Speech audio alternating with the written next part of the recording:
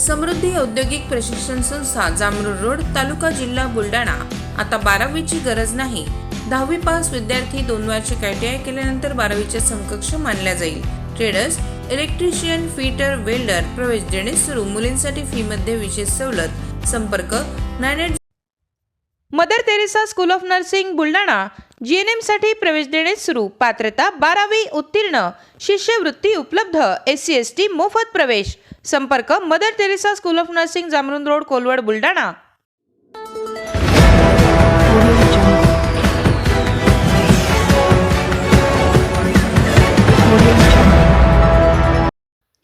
विविध मागण्यांसाठी महिला कर्मचारी भर पावसात उतरल्या रस्त्यावर।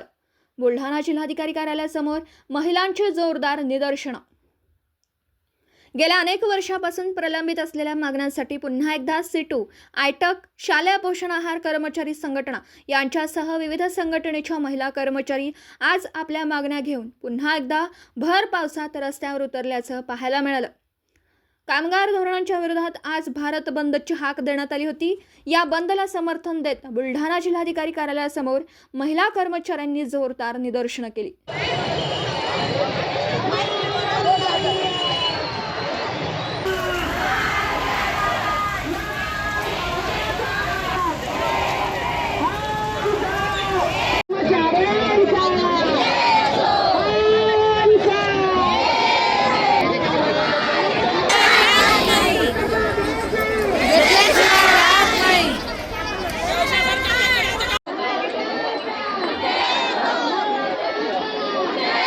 तर जो THR जो मिळतो ना आम्हाला, तो अतिशय उत्कृष्ट दर्जाचा नाही आहे। तो एकदम निकृष्ट दर्जाचा THR मिळतो आम्हाला।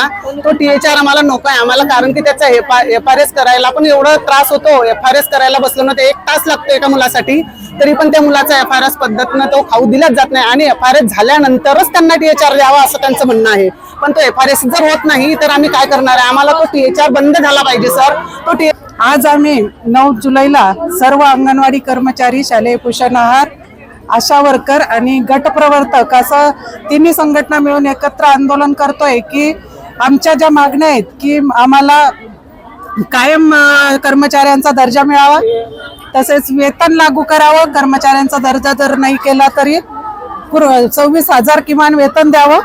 आम्हाला अंगणवाडी वर्करला विशेष म्हणजे पोषण ट्रॅकर जो ॲप आलेला आहे त्यामध्ये एवढे किचकट कामं दिले की लोकांच्या FRS म्हणजे लोकांच्या चेहऱ्याचा आपण फेस कॅप्चर करायचं आहे आणि त्यातून व्हेरीफाय करायचं आहे। याच लाभार्थ्यांनी THR अंगणवाडीतून 2003 पासून शालेय पोषण आहाराचं काम करतो, परंतु आमच्यावर एवढा अन्याय आणि अत्याचार होत आहे की शालेय पोषण आहाराचं कामगार म्हटले की त्यांना एकदम असं हलक्या थराचे कर्मचारी, परंतु शासनानं असा विचार करू नये की आज गरीब महिला आहेत, पुरुष आहेत, पुरुषांच्या महागाईच्या दृष्टिकोनातून पुरुष आज 80 रुपये रोजावर काम करत आहे, परंतु हे चुकीची भावना आहे सरकारची।